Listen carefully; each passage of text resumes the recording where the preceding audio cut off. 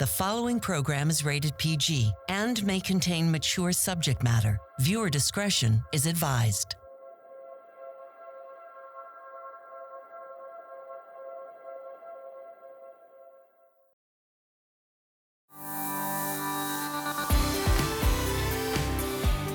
The Super Channel Heart and Home After Show with special guests Amanda Wong, Kevin Smith, Kevin McGarry, and now the host of the Super Channel Heart and Home After Show, Elliott Wallach. Welcome to the Super Channel Heart and Home After Show. What a phenomenal episode we've got today. You know, this one really makes me think about how cool it would be if they ever had a When Calls the Heart singing episode.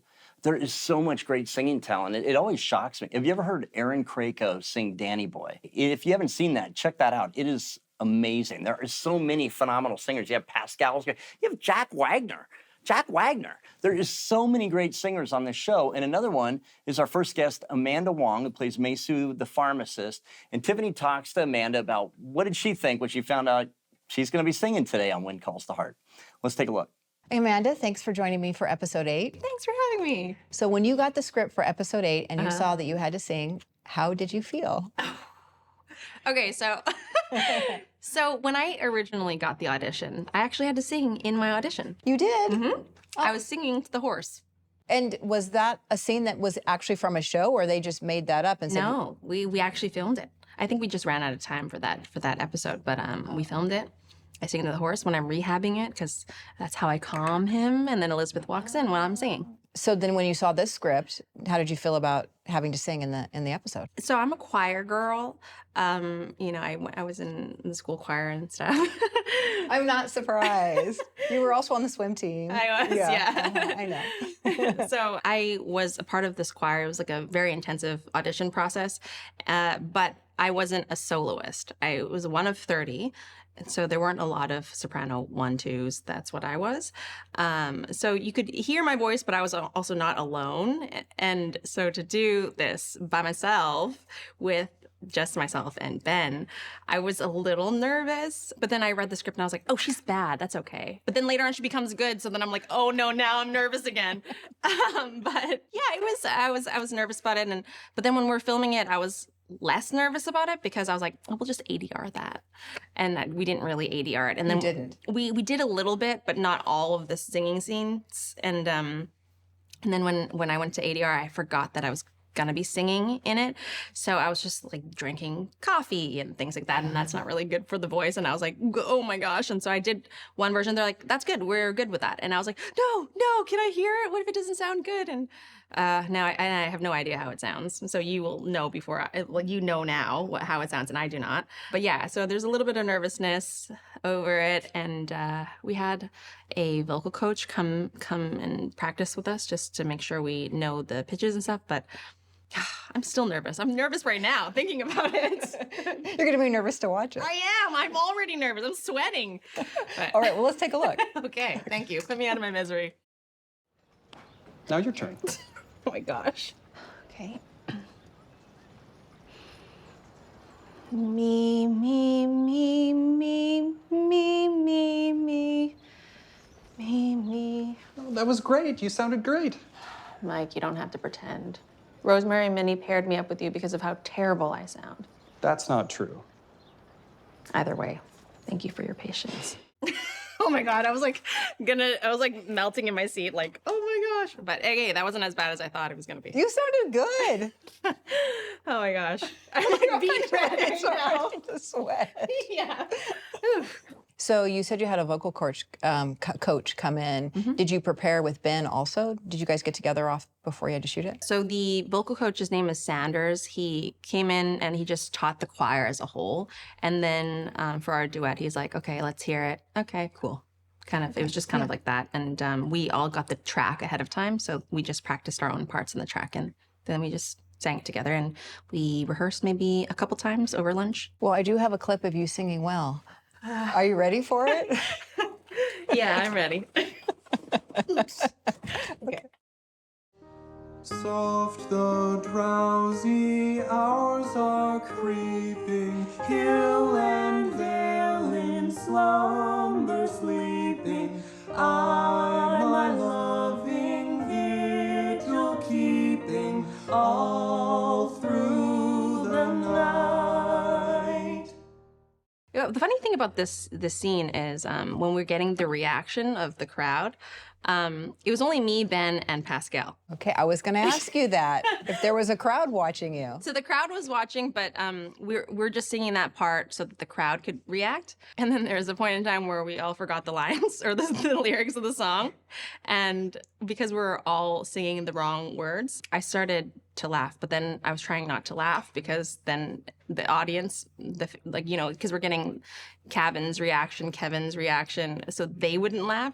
And so I was like holding my breath behind the camera, trying not to make everyone laugh. And then so it was just Pascal and Ben singing.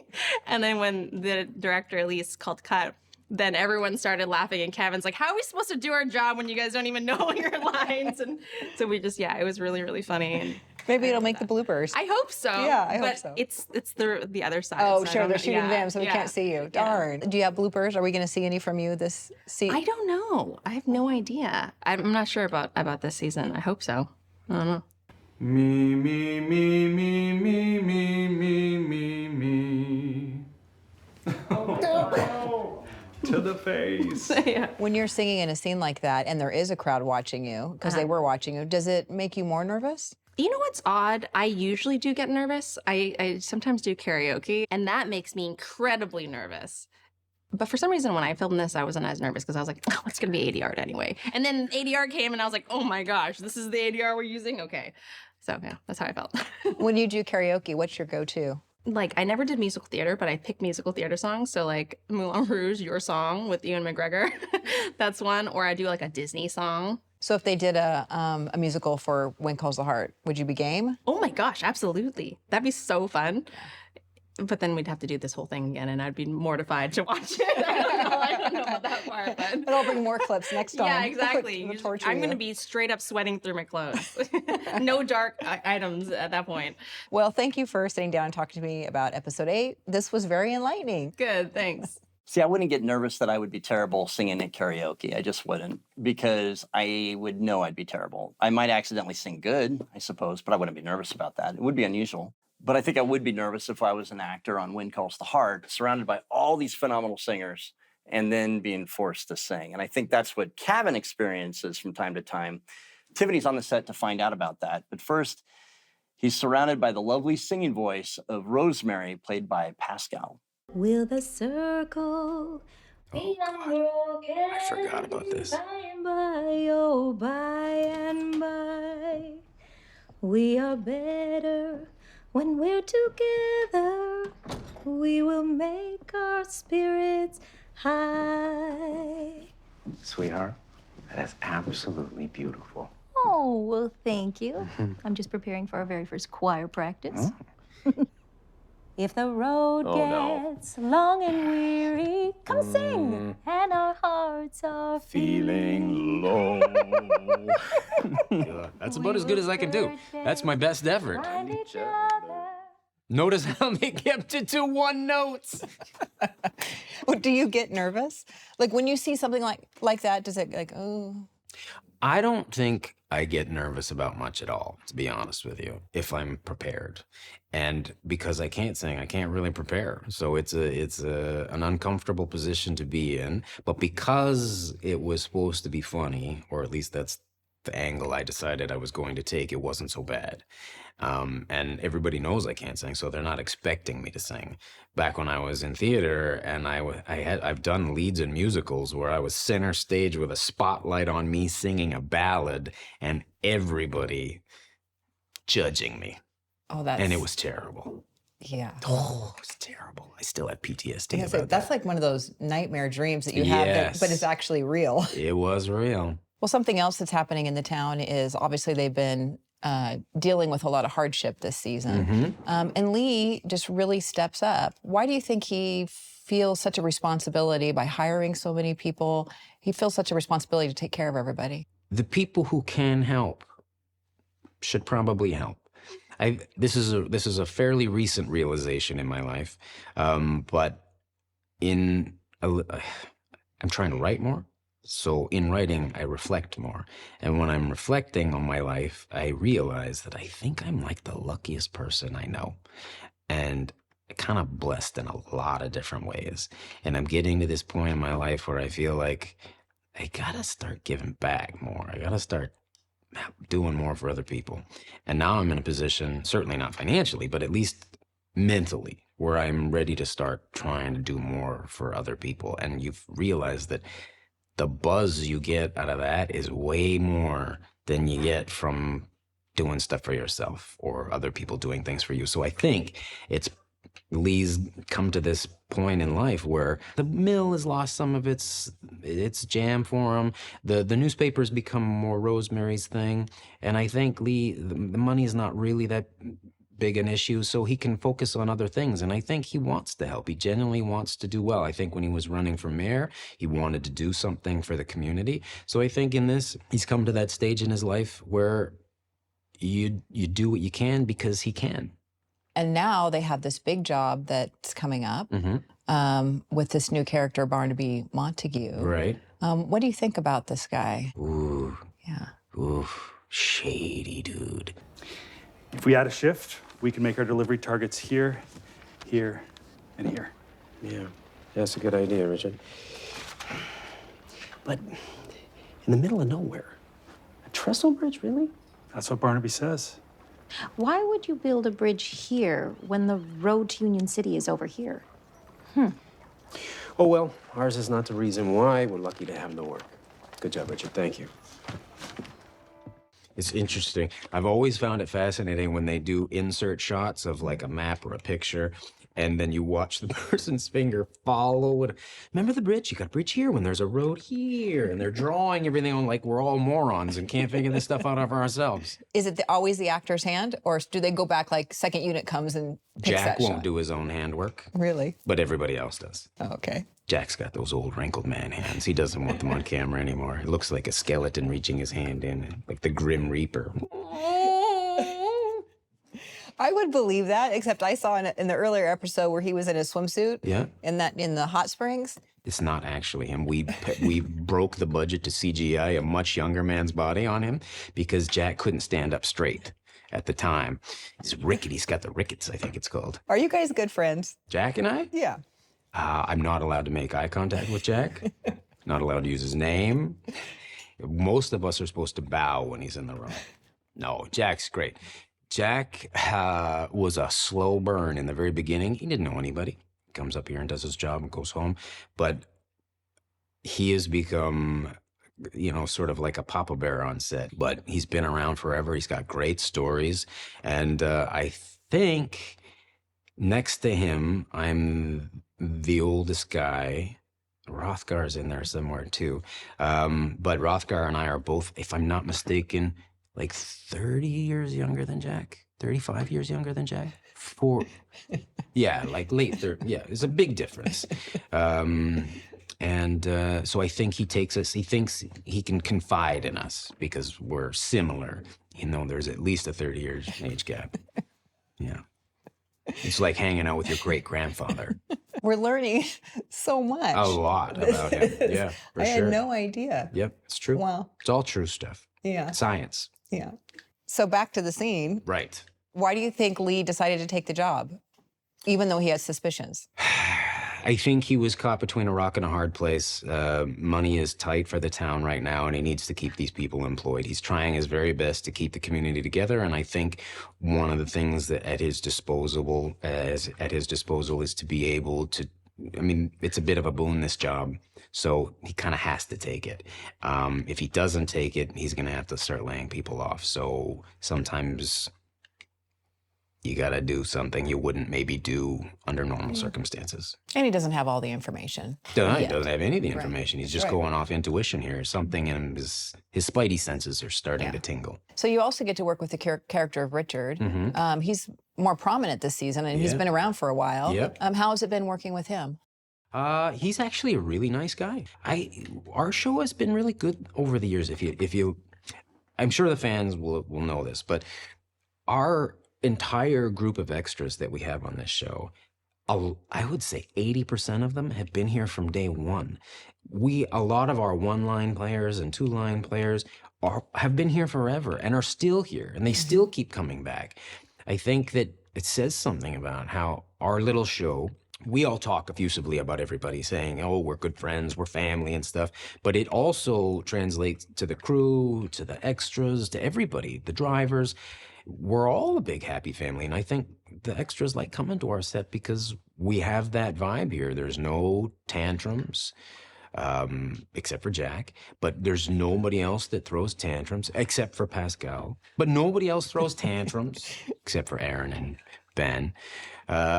But the nice thing about our show is nobody throws tantrums. Really, just you don't throw tantrums. I'm really the glue that holds this baby together. I think so. I think the extras come back for me. I think you're right. Yeah. They have a bulletin board. What day is Kevin working? I think that's probably it. They like... Yeah. So I get written into these big scenes just so the extras will come to work. You've been doing this for a while. Do you... Well, Jack's been doing this for a while. I know you're in your early 30s based on that previous conversation. Thank you. Yeah. But what kind of prep do you have to do? Does it come easily to you, to memorizing the lines? No, it doesn't necessarily come easily to me. I have been doing this for a long time. I'm good at memorizing lines. I'm just not necessarily fast, which sucks for auditioning. I've never been great at auditioning. One of the things I pride myself on is in scenes, I have supreme confidence to try anything. And the only way you can have supreme confidence is to be prepared and to know the lines. So auditions are very often getting a call at 7, 8, 9 o'clock at night. Here's this thing for tomorrow morning at 9 in the morning, and it's 25 pages of technobabble and science fiction talk or legalese or all sorts of names and craziness. And you have to memorize those things, which I can do, but you have to work with what you've got. And my brain doesn't absorb a ton of stuff quickly. If you give me sides, I can look at them and do them right then. But then 5 minutes later, it's gone for good.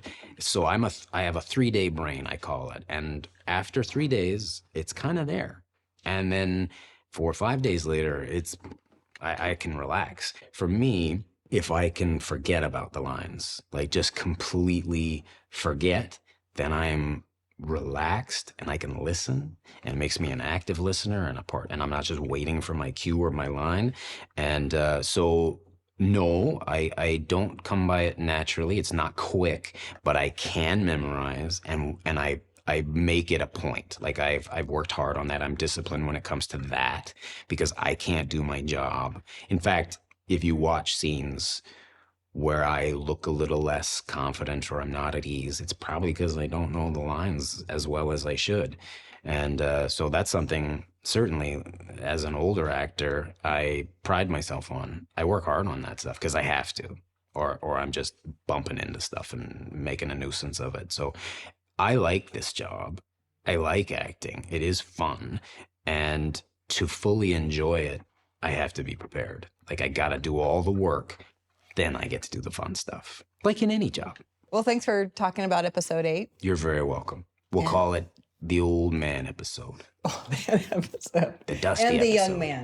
Young man. The much younger man. Yeah, for sure. Every time we interview Kevin, I never know what he's going to say. He is so funny to everybody, except Jack Wagner, but to everybody else. Now, the next clip is something that I think every parent can relate to. Missing your child, or in this case, missing the child you're babysitting. Let's take a look. Where was the last place you saw him? Right here, in the living room. Disappeared. And how long did you have your eyes closed for? I counted to 10. I should call the hotel and let Mrs. Thornton know. Wait, hold on. If you were a little guy, where would you hide? What are you talking about?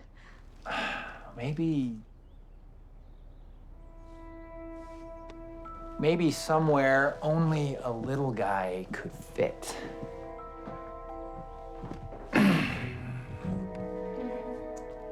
Found him.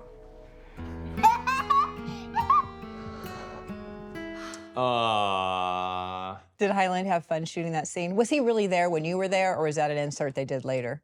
We forgot that he was under the couch, actually. He was there for 4 days. And then we realized that, and we said, I think we can use this. And then the scene was written in another 7 days. And then by the time we lit it, the kid had technically been down there for 3.5 weeks. But he was fine. Yeah, he was so happy. Yeah, he loved it. He thought it was a great joke, and it all worked out. He didn't even have to act. It No, was just no, and authentic. that is always just him. He's a great actor, but he's always in the moment. Do you think that shook Allie's confidence?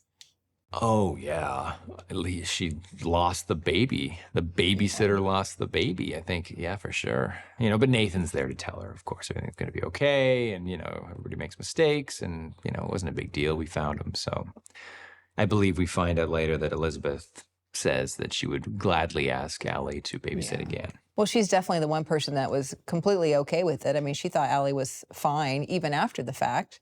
Yeah. Which led to a great conversation between the two of you. It's the apple juice scene, I believe is what it's called. Yeah. All right. Well, let's take a look at it. We're going to watch it? It's a long one. Yeah, I think we'll see. I don't know if we'll watch the whole thing. All right. Let's go. Let's see what you got. I right into saw the you juicy dancing stuff. with Faith. You two seem really happy. Yeah.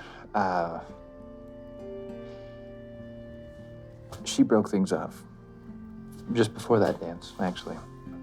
Oh, Nathan, I'm so sorry. No, it's all right. Yeah, it's okay.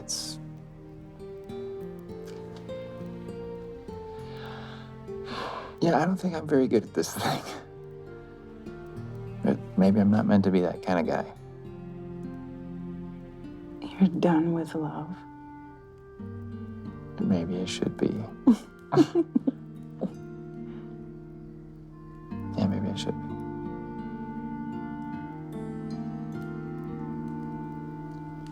Uh-oh. Longing look.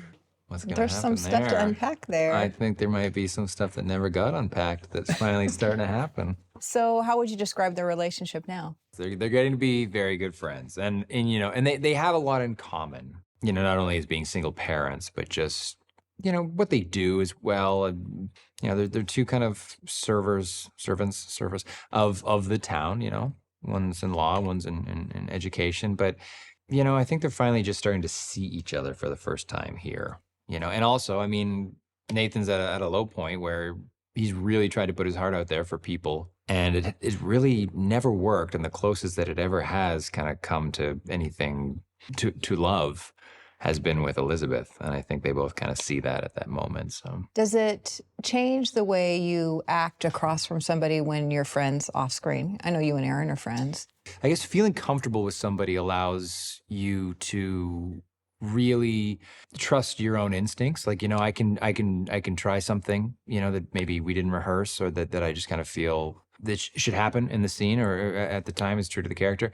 And I'm not worried. You know, I have such a good relationship with Aaron. We're friends, and I just know that I'm in good hands while we're acting. And you know, if it works, it works, and if it doesn't, it doesn't. And yeah, there's an ease for sure, kind of with Aaron. But before we were friends, and before we were as close as we are now, there always was that. Like, it was always, Aaron's a very warm actor and caring actor and present, and she's always been a lot of fun to work with.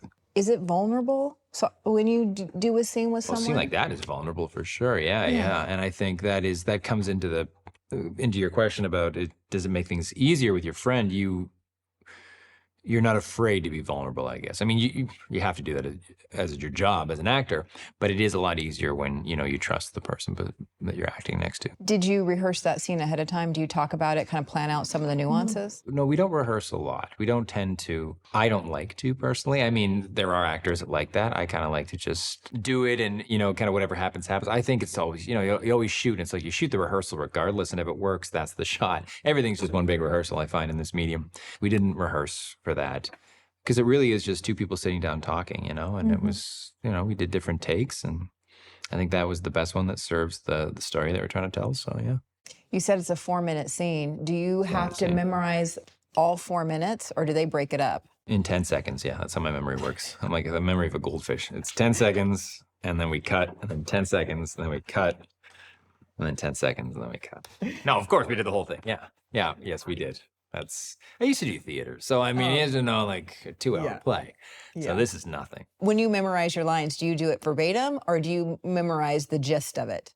Well, I mean, I memorize it verbatim, but if it does come out differently, I mean, what are you going to do? I always think, what is the character trying to say? You know, and sometimes a word, you know, changes a bit here and there. There are some scripts that are written specifically, I think it's specifically for comedy, that is meant to be like rhythmic, you know, like da da da da da da da. It should be said like this. You know, this is a bit more loose. But yeah, I don't deviate enough from the scripts that it doesn't make any sense anymore. But you know, you find out what the character's trying to say, and you know, if it changes a little bit, it changes a little bit.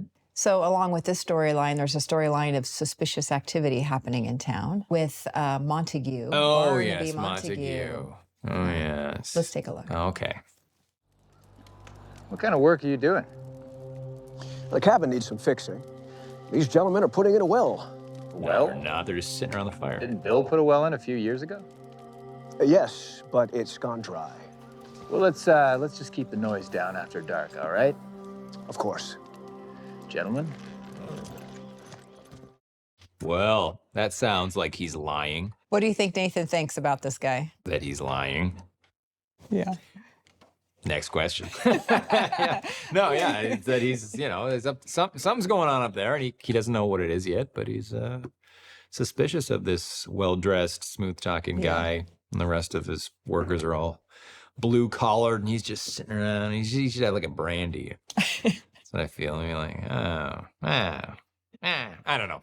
Ben's great. He's the actor that played that part. Well, what do you think about the storyline of bringing in this sort of character that we're not sure what to make of it? With Lindsay, our showrunner, you know, this all connects. Him coming in has something to do with a seed that has already been planted, and will only kind of push this vine further until we get to the climax of episode 12 or 11 or whenever it happens. I don't know. I forget. But thank you for taking the time to sit down with me. Anytime. There's a lot to look at on that episode. Yeah, so, there was. Yeah, and I'm really curious to see where it goes. Oh, I know. I know where it goes. I know you know. I know you know I know. You know. I know. I know. All right, signing off. And I know that you know that's the end of our program. Thank you so much, and we'll see you next time on the Super Channel Heart and Home After Show.